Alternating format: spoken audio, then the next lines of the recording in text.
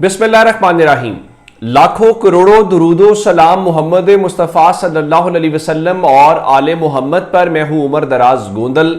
पाकिस्तान तहरीक इंसाफ की जो मखसूस नशिस्तें बनती थी वो आईनी बेंच ने कहा कि ये नून लीग, पीपल्स पार्टी और JUI के पास जाएंगी, तो उसके बाद अगर वो जाएंगी तो आप तो फिर तहरीक इंसाफ का वजूद मानने से इनकारी हैं, जो कि जैसे याया अफरीदी ने भी माना था, काजी फायज ईसा ने भी माना था, मंदोखेल साहब ने माना था। तो अब उस हवाले से जो एस्टैब्लिशमेंट के करीबी या उनकी जबान बोलने वाले सहाफी हैं वो जोरों शोर से कह रहे हैं कि तहरीक इंसाफ के मादर पिदर आजाद। उसके बाद तहरीक इंसाफ ये दावा कर रही है कि उनके लोगों से ये राब्ता किया गया और उनसे ये कहा गया है कि चूंकि सुप्रीम कोर्ट के फैसले के बाद अब आपका ताल्लुक किसी जमात के साथ नहीं है, तो आप सुप्रीम कोर्ट के फैसले के बाद आजाद है। तो अब आप अपने लोग जो आप साबिका जो आपकी जमातें थी, यानी अगर आप कभी नून लीग में रहे हैं, पीपल्स पार्टी में रहे हैं, किसी भी जमात के अंदर रहे हैं, तो आप उन जमातों में वापस चले जाएं। यानी दूसरे लफ्जों में तहरीक इंसाफ से अलग हो जाएं या तहरीक इंसाफ छोड़ दें, अदरवाइज फिर आपके खिलाफ जो कार्रवाई है वो होगी। ये तहरीक इंसाफ की जानिब से दावा किया जा रहा है। अच्छा, उसको हट के अवैस लगारी जो इस वक्त शहबाज शरीफ साहब की काबीना के अंदर मिनिस्टर हैं, उन्होंने खुद कहा है कि PTI के अरकाने कौमी असेंबली में फॉरवर्ड ब्लॉक बनने का इम्कान है। लेकिन उससे भी जरा ज्यादा बात के मैं शामिल होने वालों से पहले आपको बताऊं कि यूं लग रहा है जैसे मरियम नवाज शरीफ साहिबा के खिलाफ एहतजाज करना या कुछ उनके खिलाफ बोलना वो अब इस मुल्क के अंदर तौहीन के जुमरे में आता है।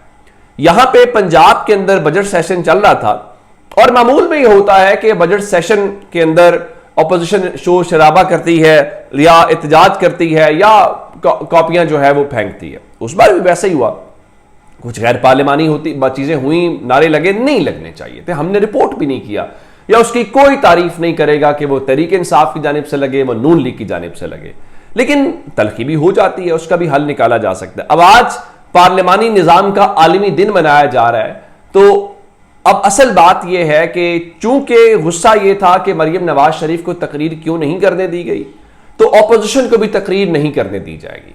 वो वहां पे तनाजा शुरू हुआ, नारे शारे लगे, तो उसके बाद स्पीकर पंजाब असेंबली ने 26 अरकान जो तहरीक इंसाफ के हैं उनको मुअत्तल कर दिया।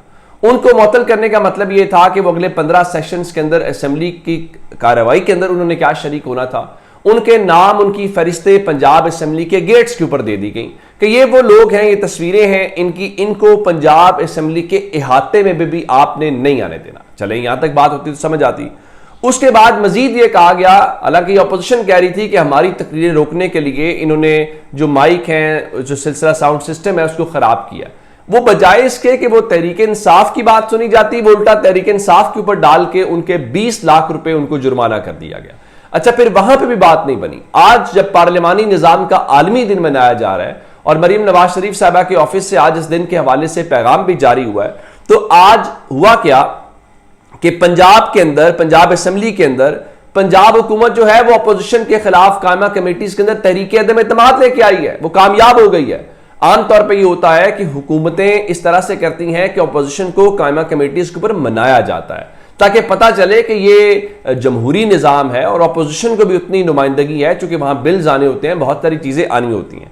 लेकिन इन्होंने कहा कि नहीं, हमने PTI का सफाया करना है और PTI को किसी जगह पे एग्जिस्ट नहीं होने देना।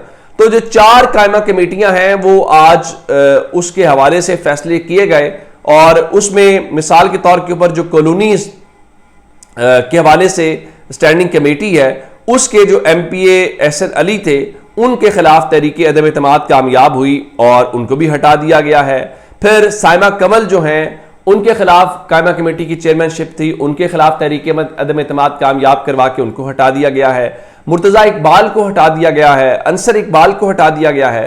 तो मजमूई तौर पे अगर पंजाब में देखा जाए तो 13 ऐसी कायमा कमेटीज हैं जिनकी चेयरमैनशिप जो है वो अपोजिशन के पास है।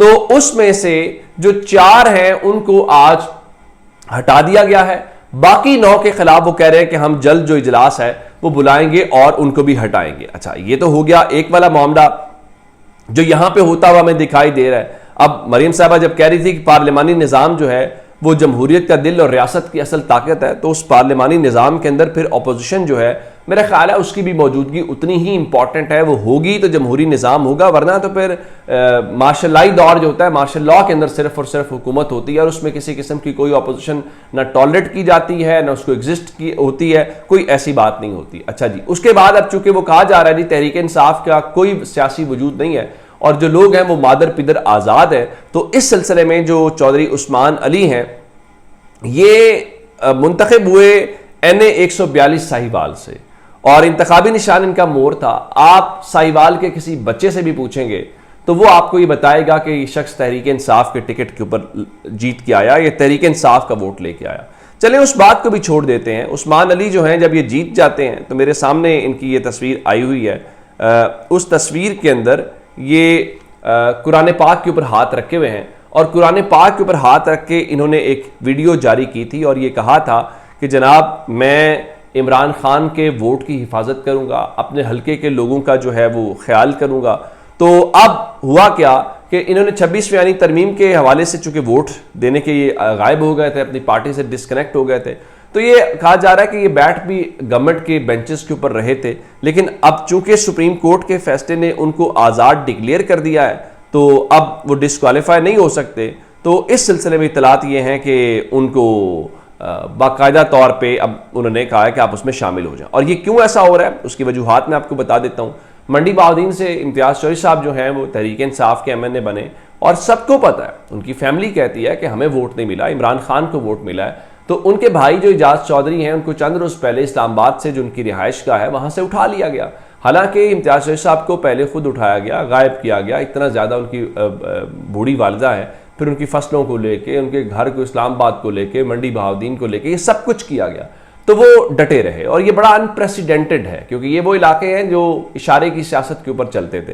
तो अब उनको या ये जो आज उस्मान अली को शामिल किया गया है, ये सारे का सारा मकसद ये है। लेकिन मैं आपको एक बात कहना चाहता हूं कि क्या सियासी जमातें इस तरह ख़त्म करने से ख़त्म होती हैं?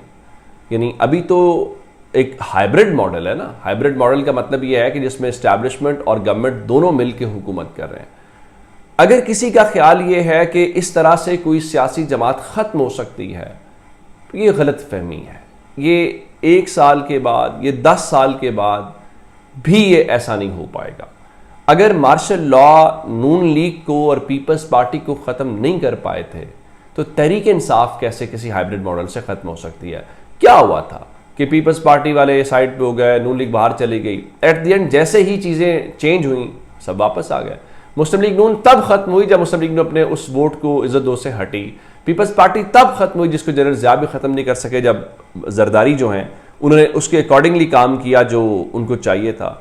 और अब इस वक्त पाकिस्तान के अंदर जो सिस्टम है उसका ब्रेक डाउन है। आप माने या ना माने, रात को शाहिद खान अब्बासी चैनल के ऊपर बैठे हुए थे, वो कह रहे थे सुप्रीम कोर्ट के जजों को फैसले कहीं और से मिल रहे हैं।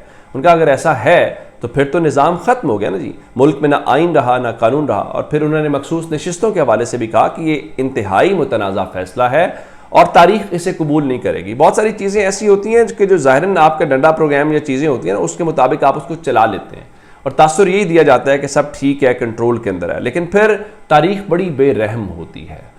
जब जस्टिस मुनीर वाला फैसला था तो वो भी नज़रिया ज़रूरत का फैसला उससे कबूल हो गया था, लेकिन क्या तारीख ने उसको कबूल किया? बिल्कुल कबूल नहीं किया। काजी फाइज ईसा ने बल्ले का निशान छीनने वाला फैसला दिया, ज़ाहिरन कानून के मुताबिक फला सारी बातें होंगी। क्या लोगों ने कबूल किया? तारीख उसको कबूल कर रही है? नहीं कर रही।